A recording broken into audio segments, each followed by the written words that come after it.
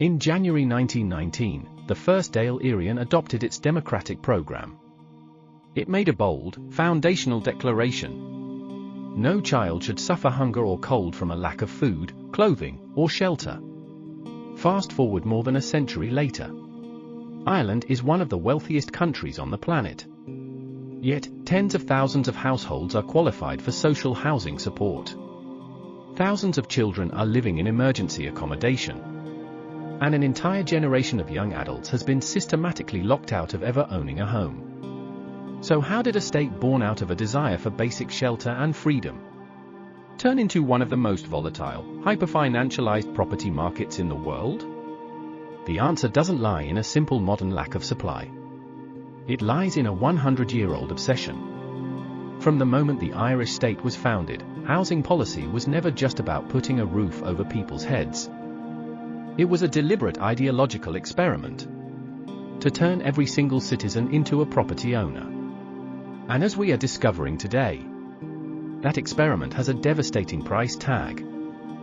To understand why Ireland is so uniquely obsessed with buying property, you have to understand the trauma of its history. For over 700 years, Irish land was dominated by British rule and a rigid feudal system of landlordism. Irish tenants could be evicted at a whim. They owned absolutely nothing. But by 1920, a massive shift had occurred. Through decades of fierce local resistance, the Land War, and British Land Acts, over 316,000 smallholdings were bought back. Half of the Irish population suddenly became what historians called peasant proprietors, people who owned their own small plots of land. When the new Irish Free State was formed, its leaders inherited a population deeply shaped by an idea called civic republicanism. In this philosophy, true freedom means autonomy and self-reliance.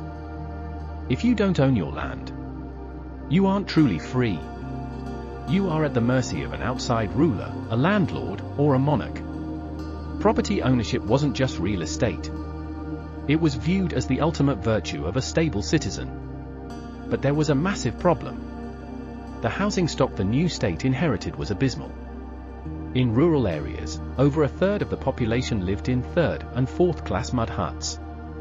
In Dublin, the infamous 1914 housing inquiry revealed that half the city's population was crammed into decaying, unsanitary tenements. The need for new homes was staggering. Here is a fact that will blow your mind.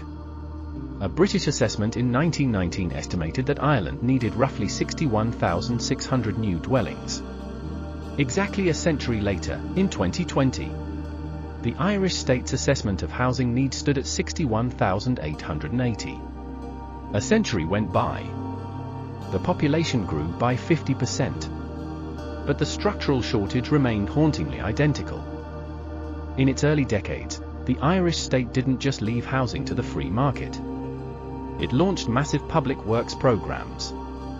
Brilliant architects like Herbert Simms designed beautiful local authority flat complexes in Dublin to clear out the slums, using local Irish materials like Killaloe slates and Dolphin's Barn bricks to stimulate the economy. By 1940, an astonishing 41% of the entire Irish housing stock had been built by local authorities. To put that in perspective, that was vastly higher than England and Wales, which sat at just 25%. By the 1950s, economists joked that Keynes came to Kinnegad.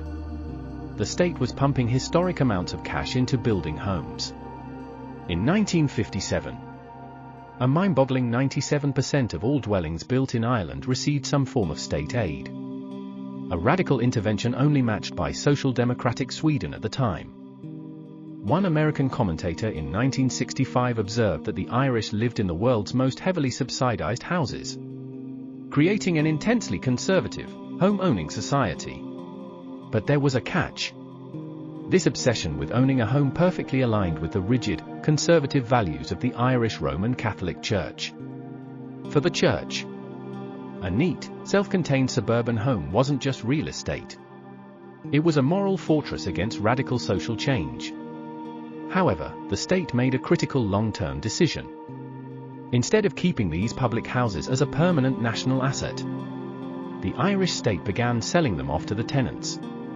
By the 1980s, 2/3 of all social housing built by the state had been privatized and sold into the hands of private owners.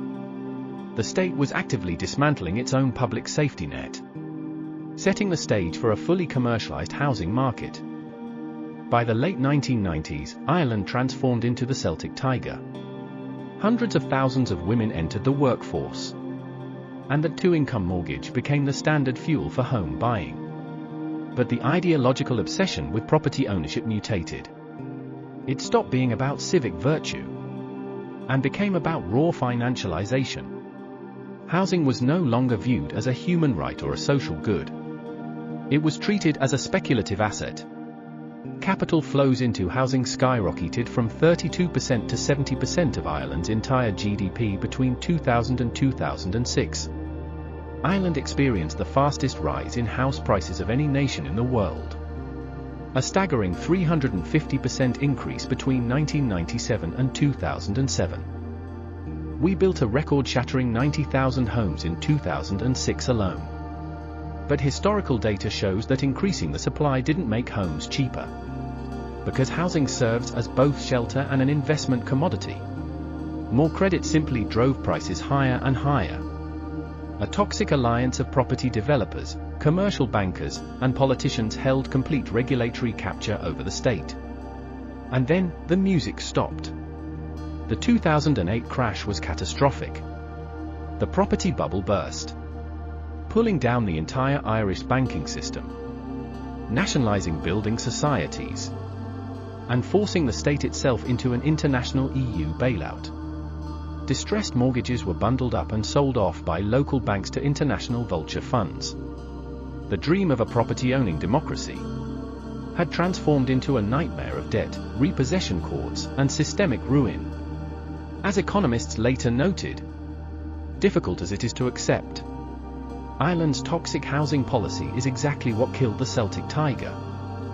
Today, the Irish government continues to push the same rhetoric. The current housing plans still heavily rely on state-backed shared equity schemes to stimulate private home ownership. But as the central bank itself has warned, subsidizing demand in a tight market simply drives prices up even further, creating a vicious cycle where the subsidies themselves fuel the unaffordability they claim to fix. Furthermore, our state has structurally shifted. Instead of building council housing, the state now spends billions of euros subsidizing private landlords through schemes like HAP and RAS. Over 1/3 of all private tenancies in Ireland are now subsidized by taxpayers' money, meaning billions in public funds are actively propping up private market rents, rather than building permanent public assets. But alternative voices are rising. Modern interpretations of Catholic social teaching, trade union campaigns like Homes for Good, and human rights advocates are pushing back against the dominant discourse of housing as an asset. They are pointing to international human rights charters and demanding a constitutional referendum to declare housing a fundamental right. They are arguing for a system centered on non-market public housing, architectural inclusion, and environmental sustainability. After more than 100 years of the Irish state, the ultimate historical lesson is crystal clear. Housing policy is never neutral. It is an active instrument of social engineering. For a century, Irish policy has been used to reinforce wealth for some, while exposing others to deep inequality.